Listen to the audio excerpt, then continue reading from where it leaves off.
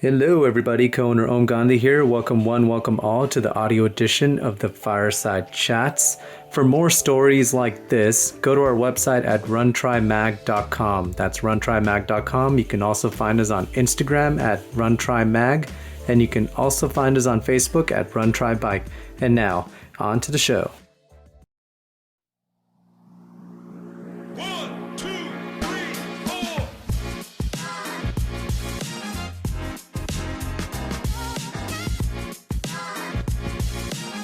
Lynn, thank you for joining us. Thanks for having me. Introduce yourself to the audience and let them know who you are and what Fund Her Try is all about. Well, thank you again for having me. I'm Lynn Mattix. I am the founder and the executive director of Fund Her Try. Fund Her Try is a nonprofit, a 501c3 nonprofit organization. I started the organization at the very beginning of 2019. We have a board of directors. It's myself and three other women that essentially make up the staff, if you will. But it's a labor of love. None of us do this for money. No one gets paid. We just are volunteers, and our idea was to create an organization that could help bring more women to the start line. So the other women that work with me on the board are all triathletes, and we all have a similar story that triathlon kind of changed our life in some way, in a really positive way. And so, we started talking about how could we do something to make it so that more women could feel and experience what we had felt and experienced. And so naturally that brought us to the barriers to entry conversation, right? Like you guys are so familiar with breaking down the barriers and identifying what they are. And one of the main ones is, well, I think the biggest one for women, I think, is time. But I've looked into creating more time, and it turns out that's really hard to do. So, the next kind of biggest one is money. I mean, triathlon is an expensive hobby. So, and I think women in general are less likely to be ready to invest in themselves, really, but invest in triathlon. And so we said, what's a way that we could kind of attack the financial barrier? And, the simplest answer was we could pay for something, and then we started talking about how expensive race entries have gotten, since I started doing this sport about 11 years ago. And even just in the time that I've been doing it, race entries are more expensive, which, I mean, rightly so. I think putting on events is expensive. So I get that sometimes that's a necessity. Race entries are expensive, and we thought, if we pay for a race entry, if we pay for a woman to do her first triathlon for her registration, that's one less thing that she has to worry about budgeting for. And Right. it helps, get it going. So that gets her foot in the door, if you will. And so, that's kind of what we decided. We thought this would be, paying for a first timers race registration is a great way to help bring down the cost for beginners. And also, one of the things that we kind of do as an organization that I'm really committed to is we do not actually ask for discounted entries. So Okay. we sometimes get them. Sometimes organizations or races will offer us up free entries or discounted entries, and by all means, we're happy to take those. But it isn't what we do. It's not part of our model. So we raise money, we fundraise and raise money in order to try to pay for the full cost of registration. So as an organization, we pay for up to $150 for a woman to do her first triathlon. And we say in our application that we only fund races that are Olympic distance and shorter, because the idea here is to support triathletes, to support women, but also to support triathlon. We want to keep, those local events that are ones that really get us to the start line. We want to help those events and patronize those events. So, so we basically have a cap of $150. We will, if a race is more than that, typically right now, Olympic distance and shorter, it varies, but average is, especially for sprint distance, is about $100. Yep. But if we, if the entry is more than 150, we will pay up to 150 and then the athlete will cover the rest. But we thought that this is a really great way to help women get to the start line, but it also, is not taking the burden off of the athlete, but putting the burden on someone else, so the race is not absorbing that cost. So, Yep. So we have, our website is fundhertry.org, and we have just a really simple application on there where if a first time triathlete is, they're thinking about registering for their first race, or they have already registered for their first race, they Okay. can go. Yeah. So we do reimburse. So reimburse. Yeah. So if an athlete, we call it sponsorship, scholarship, all same thing. Basically, on our website, the application, the link is apply for sponsorship, and the athlete goes on. They fill out the application, and then if they've already registered for the race, I'll ask them for some a receipt and some pieces of information. For sure, yeah. And then I will reimburse up to $150 for their race registration. So who's reviewing the applications and what's the criteria? So is it you and the other, you said there were two other ladies that were working with you, volunteering with you? Yeah, we have three other, we have so I'm the president, we have a vice president who also serves as our secretary. We have vice president who also serves as our treasurer. We have a secretary, and then we have another just board member. But so one of the things that, I was really excited about in the beginning is not making it need-based. So, I think that's really objective, right? Like I can, what seems like a need to me might not be a need for someone else, or vice versa. So the answer is, if there are funds available, the answer is always going to be yes. So, yeah, so I review the applications, and, and the other thing is, if athletes, are non-binary, or, we don't say, are you a woman, in the application. I mean, we want to support, if someone feels drawn to reach out to us for help, then for sponsorship, then we're excited to sponsor them. That's awesome. I mean, so here's a little reveal for those of you who are subscribed to our newsletter. Our November-December issue is going to be featuring Abby Robbins, and they are a non-binary gravel cyclist. And we had Rach McBride, who is a non-binary triathlete, on our Instagram live fireside chat a few weeks ago. And it's just important that that barrier, from our perspective, doesn't get put up there either, right? Like, for us, there is a spot at the starting line for everybody. And we have said that from day one. It is our vision and mission to try to prove that correct. And we do that on a daily basis to showcase that if Lynn can do it, if Ohm can do it, if Jason can do it, so can you. And we're not going to question you. Get to the start line, participate in these sports, because they bring so much joy and the ability to overcome to the table for us. I do have a couple of questions based on what you said earlier. So you said that you started the organization in 2019.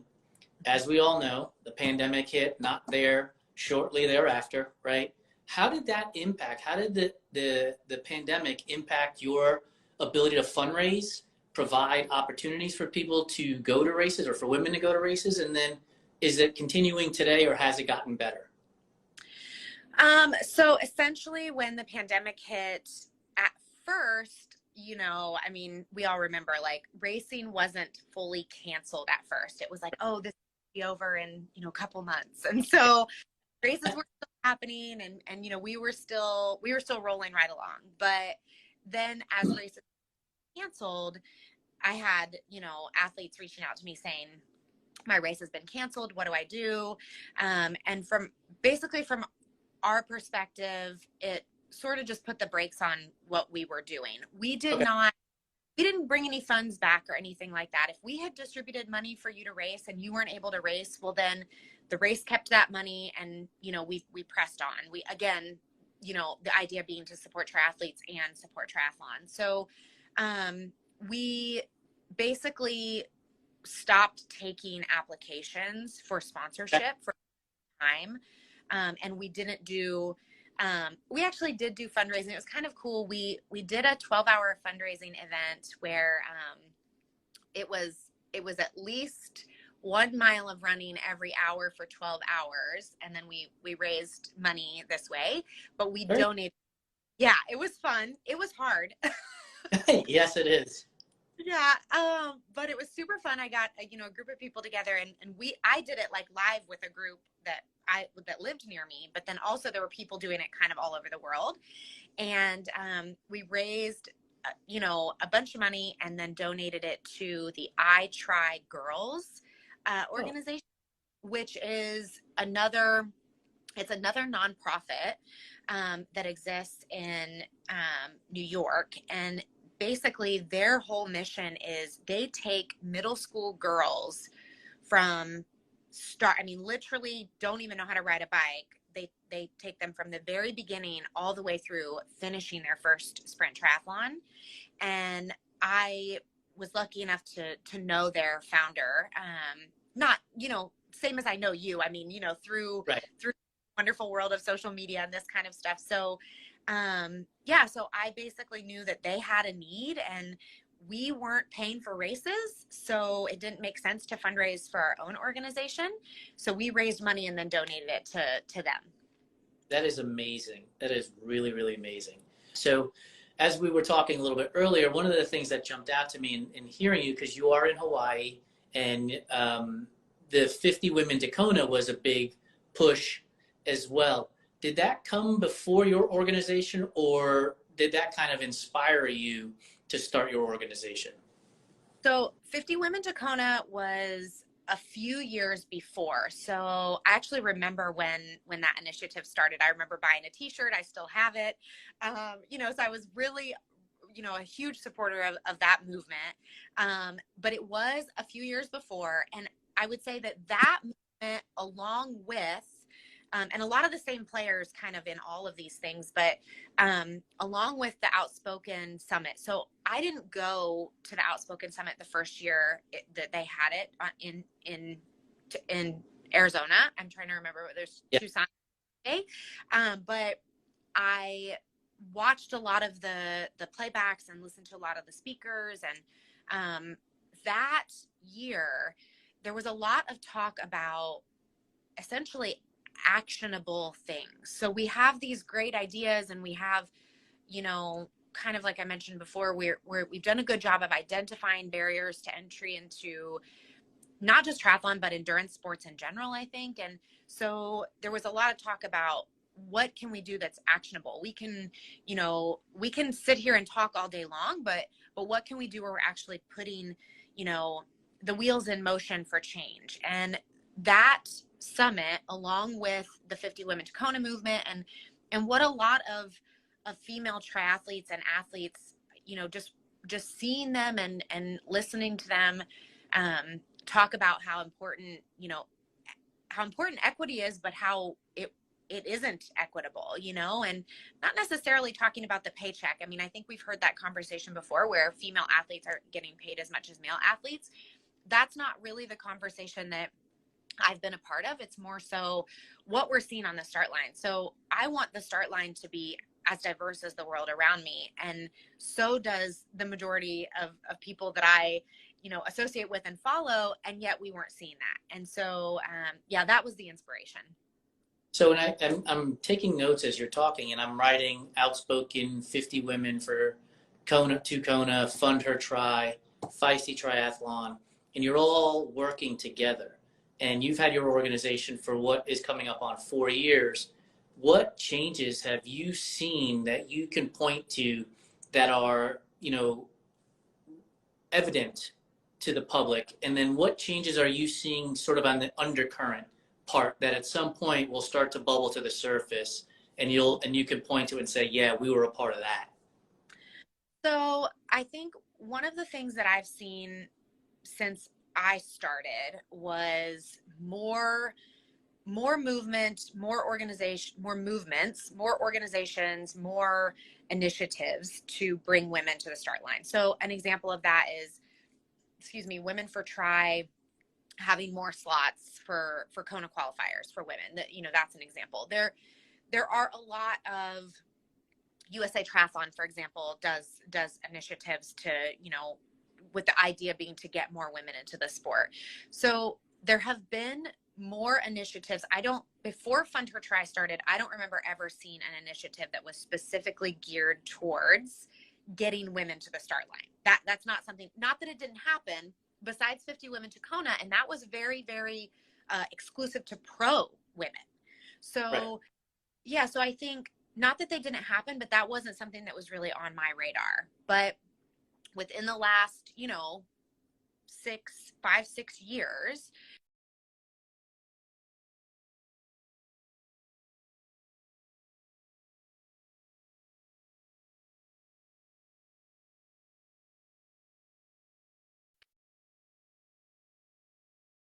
not just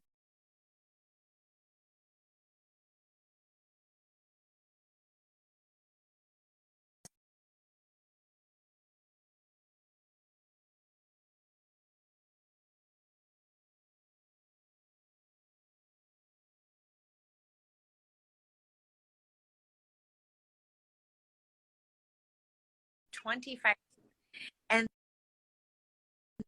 so movement,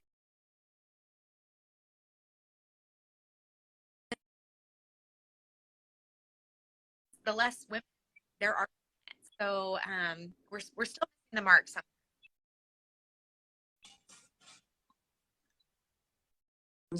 For there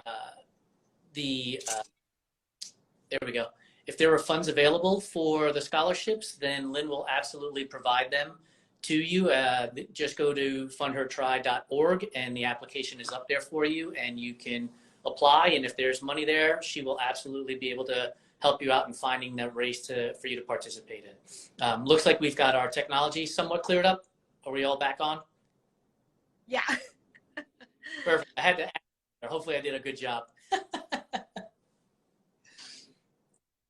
So one of the things that we were talking about was like what you have seen over the last 5 to 6 years in terms of progress. And your point at the time was the 50 Women to Kona initiative was 50 professional women. And you are helping women at all levels from, elites to back of the packers, but predominantly first timers. And my question was, what's the undercurrent that you're seeing today that at some point is going to bubble up and you're going to say, yeah, we were a major part of that movement as well? So I think in the last, 5 to 7 years, we're seeing these initiatives to get women to try triathlon. What we're not seeing, or what we haven't seen yet, is the number of athletes doing long course triathlon. So 70.3, 140.6 being, typical long course distance.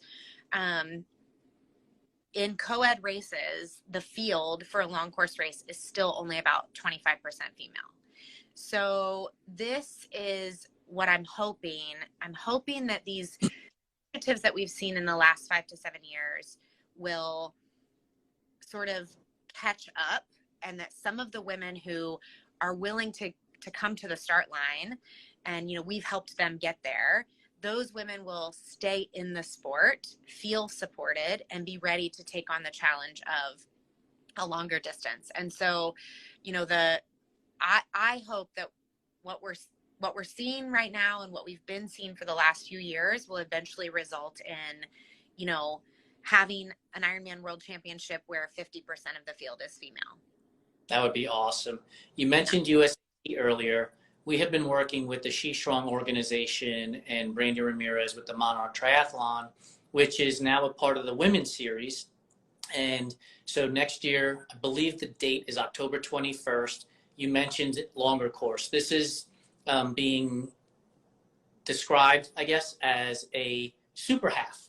So it's a 9/10 of a mile swim down the Colorado River, a 47-mile bike ride, which is relatively tough for the first 16 miles, and then a 7-mile run afterwards. So it amounts to about 56 miles. So it's slightly longer than an Olympic, slightly shorter than a half, and it'll be part of the USAT Women's Series next year. And so, and it's an all women's triathlon. So folks, here's an opportunity for you to enter into that long course.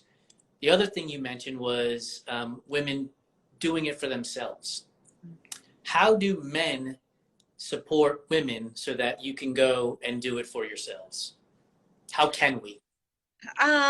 Well, this is, obviously in every situation, there's a lot of answers to that question, but I think one of the things that I have seen in my life, I have 2 kids and a husband, and the thing that my husband does that helps me sort of not feel like triathlon is a burden to my family is my training is as much of a priority to him as his training is. And so I think, I could say that, well, you could watch the kids more often or whatever, of course, every situation is going to be different. But I think the answer to that question is to support, to be supportive, to acknowledge that we need this and that it's so good for us, and acknowledge that and be willing to support whatever it is that's needed, whether it's, the purchase of bike shoes, or whether it's, just being willing to ride at my pace so that I have someone to ride with, these types of things. So I think that's the answer, just to be supportive, but also I think men in general, I am lucky that I feel like I'm part of a network where men are very, very supportive of what I'm doing and what the women around me are doing. And so I feel fortunate for that. And I think to those men, I would say you can take it one step further and donate to my organization or to other organizations, or, follow and support and share organizations that are trying to make women aware that this is available to them. Because I think, maybe I might be getting ahead of myself here, but I'll just go ahead and answer the question that I get all the time, which is, what's our biggest challenge? And I think you would expect it to be fundraising. You would expect it to be that, it's hard to raise money. And sure, I mean, fundraising is not easy, but our biggest challenge is making it so that we're on a person's radar that is thinking about doing a triathlon, because that's my person. I need for them to know that I exist. And so, for guys that want to help the bigger picture, help share and spread the word that organizations like mine exist. Yeah, and I know when we talked way back in July, August, that was something you brought up, which was, we're looking for women to sponsor and looking for non-binary athletes to sponsor to go to their first races. So if you're a first timer and you're watching this, whether you're watching it when it goes on our feed or you watch it in 6 months from now on our YouTube channel, on our website, if you're interested in racing and funds are an issue for you, make sure you get in touch with Lynn at Fund Her Try to get your race entry paid for. I know one of the things for us that we've been very fortunate here is to be able to connect folks to you. We were able to connect the She Tries organization with you. I believe Brandy and the Monarch has been able to be in contact with you. And we see some great all-female events. And this is going to be the follow-up question to this is, we've talked and partnered with Race Chingona, which is an event that takes place in San Antonio, which is an all-female ride, including non-binary athletes as well there. And we just saw Heather Jackson compete at Javelina, ran her first 100-mile race this past weekend, not long after having competed at Kona. And so is there an opportunity for your organization in triathlon and those athletes to bleed into trail running, ultra running, to bleed into gravel cycling, and then sort of create this wave of a movement to get more people involved, to get more women involved at starting lines? Yeah, I mean, I hope so. I hope that, I mean, it certainly, it's was the case for me, and I think I've seen it be the case for other women as well. I mean, an athlete that was at the same race that Heather did is a friend of mine who is on the board of Fund Her Tri. So same situation as me. She started doing triathlon, and then now she's an ultra runner. And I think this happens to a lot of us. You know, we we do, and it like gives us this feeling of I can do anything. Yes. And yes. So even though, I mean, literally a sprint distance triathlon is hard. And so after whatever. I'm going to interrupt you. It is beyond hard. Like, there is a reason I don't do 5Ks and sprints, and it's because they hurt. Like, I'll go do Ironman, I'll go run 100 miles all day, every day, and twice on Tuesday before I register for another sprint or 5K event. But anyway, go ahead. Yeah. Sign me up for all the zone 2 training. I'm right there with you. Yes. So I think even when a woman does, anyone, but particularly a woman, you know, does a sprint distance triathlon, afterwards, she literally feels like she can take on any challenge. And so the hope there, you know, I guess we could circle back to why we started in the first place. I mean, doing triathlon is what made me feel like I was a better professional. I was a better mom. I was, you know, able to be better in all facets of my life because of what training for triathlon gave me, you know? And I think I had the confidence to sign up for, you know, my first ultra marathon because I had that experience that like I can set a big goal and I can actually do that thing, you know? And that's the hope for everyone, that women will take the first triathlon and that will be their key to unlocking all of the potential that they may realize they have, but maybe it just needs to be brought to the forefront, you know?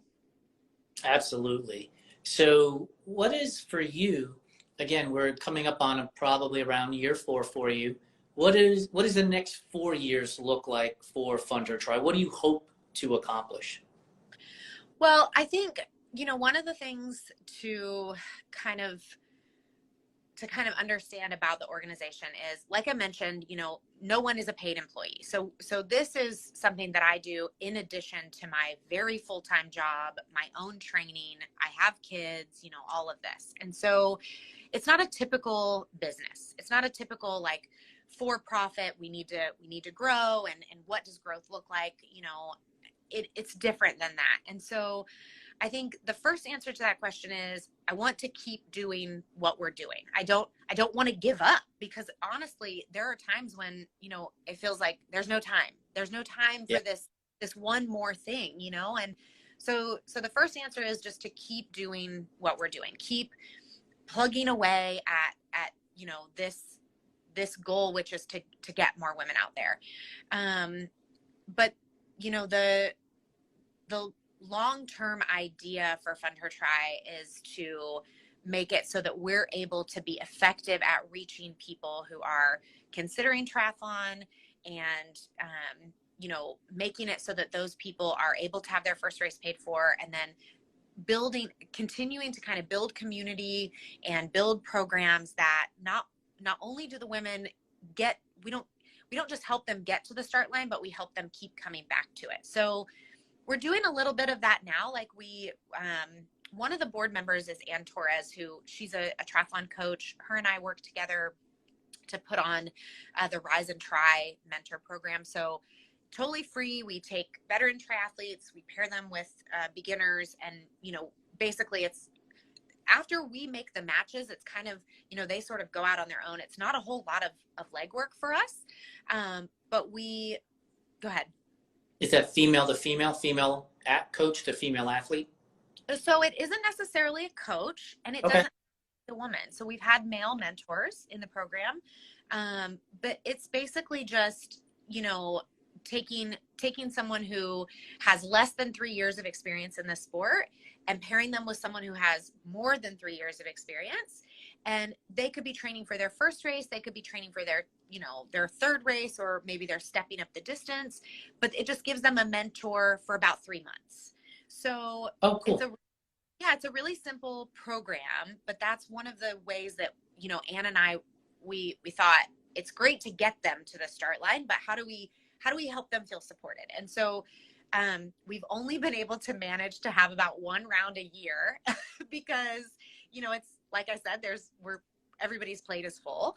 But that's one of the things that in the future, I hope to not only, continue to do Rise and Try, hopefully have a couple rounds a year, but be a part of programs that are like that. Maybe I don't start the program, but be able to be a part of programs where we're helping women feel supported in coming back to the start line over and over again, or supported in whatever it is that they want to do next, whether that be, longer distance triathlon or trail running or ultra marathon or whatever it might be. So that's the long term.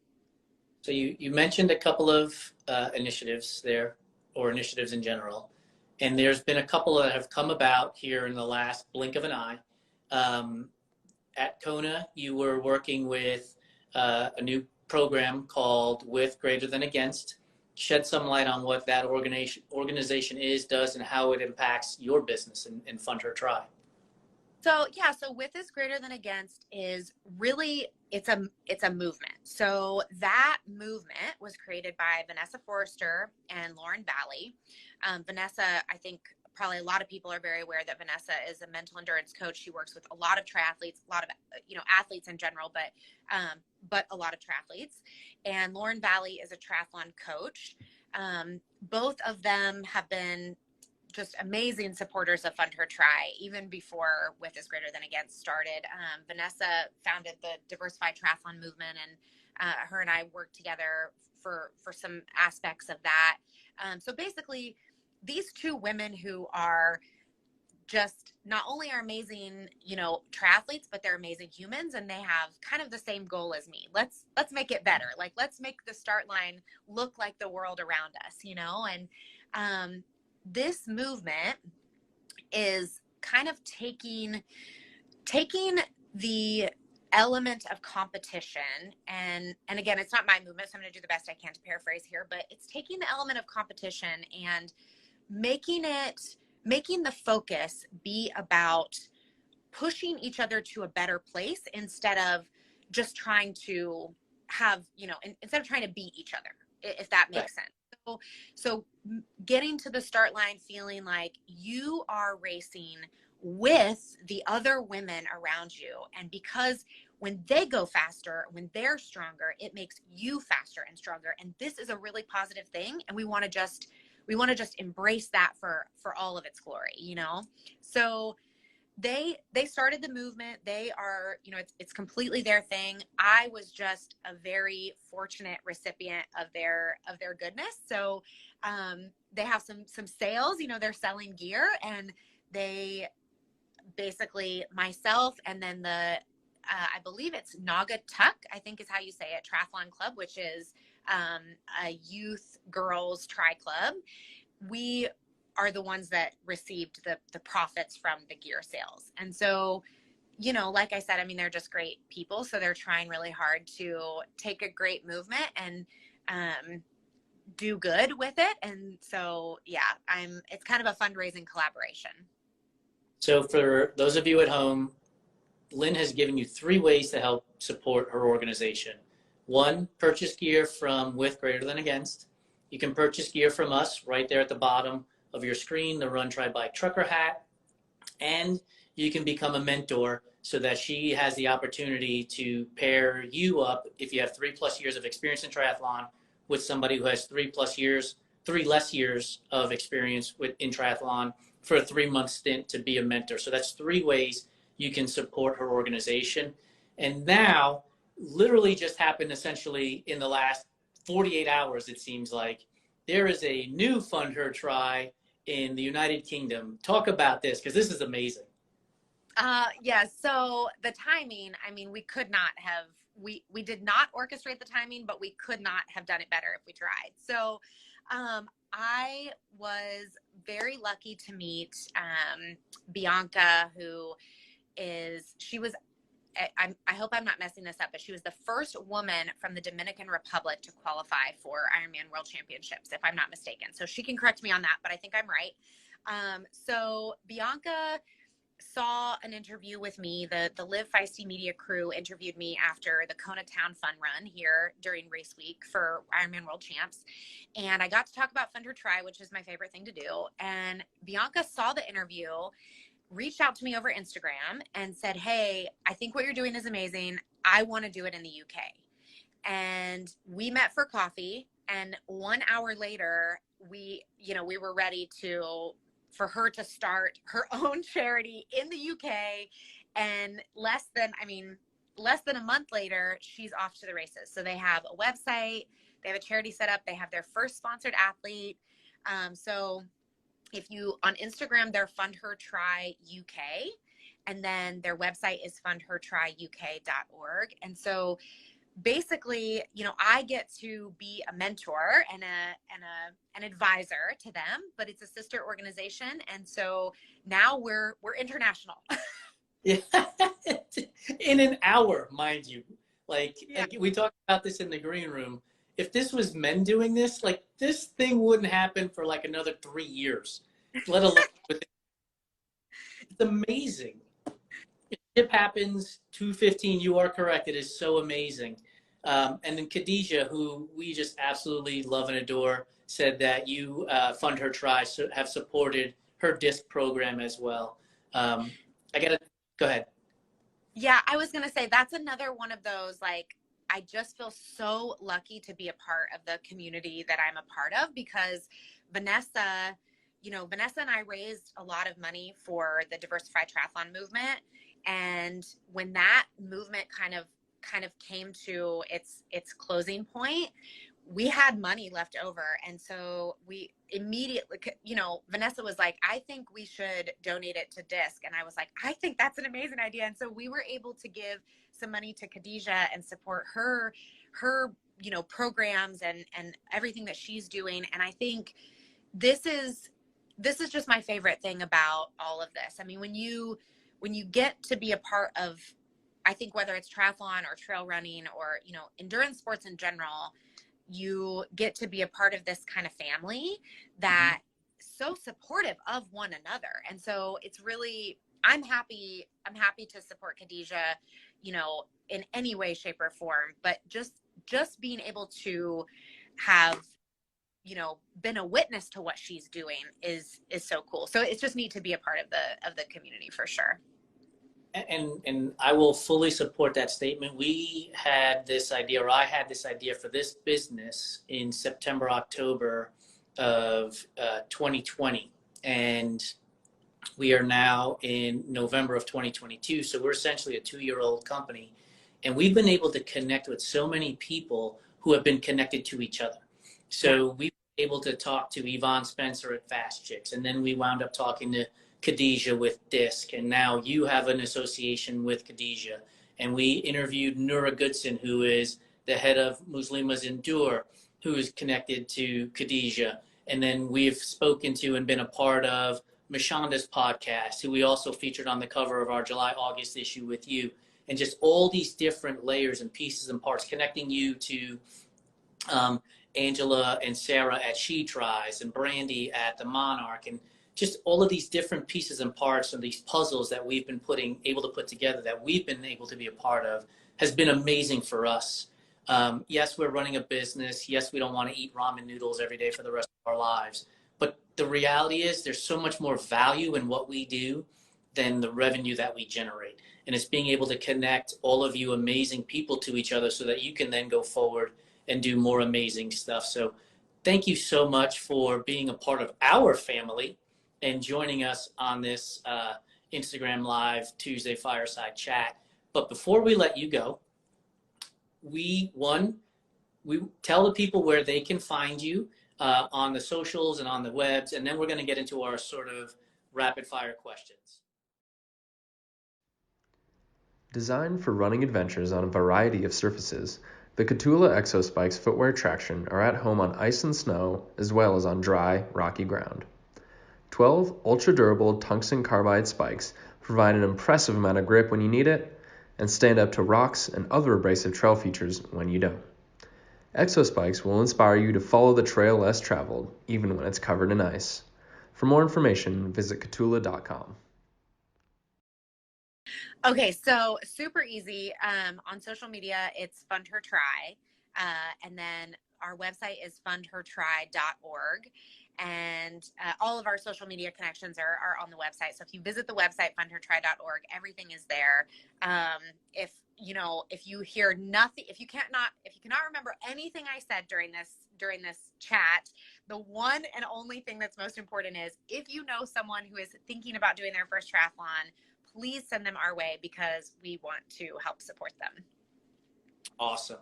So we're going to get into our rapid fire here, but it's not like you have to answer immediately. If you have to think about it, that's great too. So when you're out running, are you listening to music, a podcast, or nothing at all?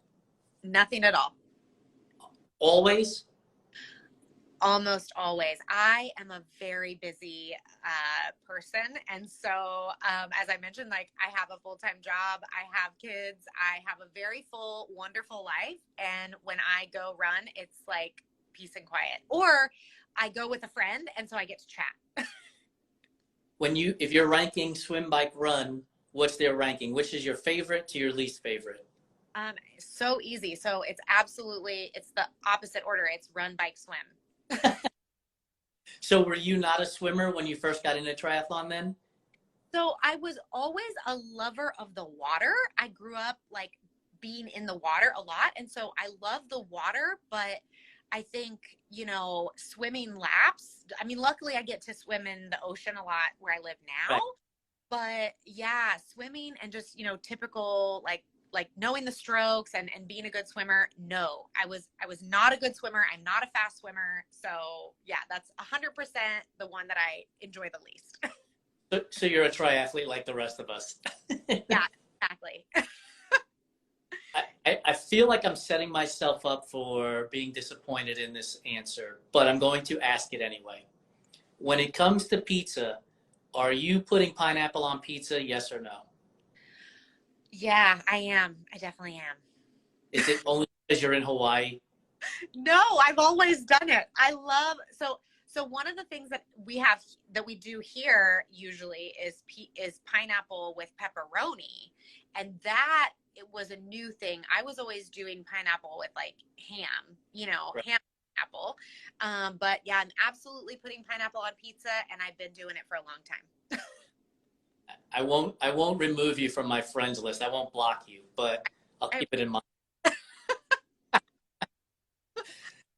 Halloween just passed, but candy corn, yay or nay? Nay, it's not for me. And my daughter loves it. It's one of her favorite things, but it's a nay for me. I think I read it, and correct me if I'm wrong. One of the descriptions I read that I laughed so hard about was, it's like biting into sugar-flavored Elmer's glue, and I just not stop laughing about it. That's perfect. It's true. 100%. It's true. Circus peanuts, yay or nay? Nay. Yeah, they're terrible. Like, who's buying this stuff that they keep producing it? That's what I don't understand. Brock's has to be losing money on that product because producing it and shipping it's got to cost money, and I don't know anybody who's buying it. So I don't either. Peeps, yay or nay on Peeps? So this is one, again, I know someone, my mom, when I was growing up, always would get them at Easter, and she loves them. And I think I tried them one time, and I've never been able to do it. So that's also a no for me. Yeah, so we've asked this question, and for a while there, we were getting people saying that they loved them, but they loved them when they were stale. Oh. So you enjoy eating doorstops? I don't understand that at that point, right? Like crunchy marshmallows? I don't get it. Red Vine, the black licorice, yay or nay? No black licorice, only red. All right. So despite the pineapple on pizza, you're back in because that's 4 for 4. Those 4 things need to be eliminated altogether. Yes, we're friends. When it comes to marshmallows, are you lightly toasted or burn it to a crisp so it looks like a charcoal briquette and then get that ooey gooey center? So I typically want them to be like a perfect brown, like, medium. But if they are burnt to a crisp and they are with chocolate and graham crackers, I will eat them. So not my preference, but I wouldn't turn it down. My preference is totally charred, like charcoal briquette, pull that little piece off, and then you have that melty, ooey gooey part left over. Yeah, I love a good marshmallow. Red velvet, is it a real flavor or is it just chocolate cake with red dye? I have a friend who is a baker and she makes a really killer red velvet. So I'm going to say real flavor. Do you want to keep that free cake coming in? Yeah, for sure. So cake or pie, which do you prefer? Ooh, cake, definitely. Favorite cake is? Chocolate and chocolate and extra chocolate. And more chocolate and chocolate on top of that? Yeah. I love it. So you're in Hawaii. Pig roasts are a thing, right? Are you a fan of the pig roast? Do you eat the pork at the pig roast?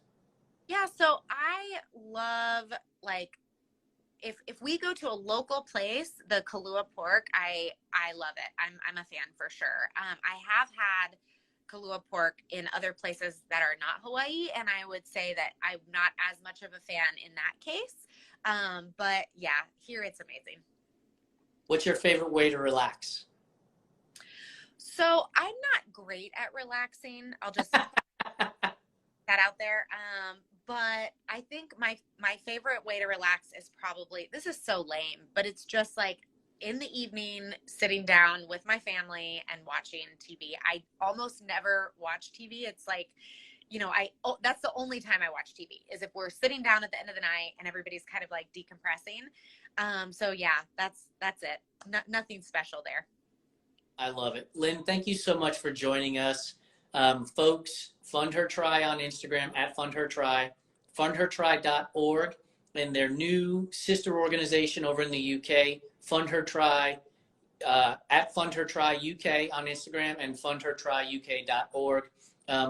Join, participate. Again, 3 ways very easily to support Lynn and her movement, which is 1, reply to her or email her and become a mentor to help support first-time female triathletes.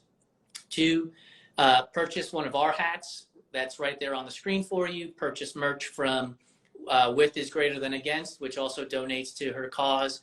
And let's get more first-time female triathletes to starting lines. Lynn, thank you so much for joining us. We appreciate your time. Thank you guys so much for having me. This was so fun, and I just appreciate everything you're doing. And yeah, I love everything about it. Thank you so much. Thank you. Have a great night. We'll see you soon.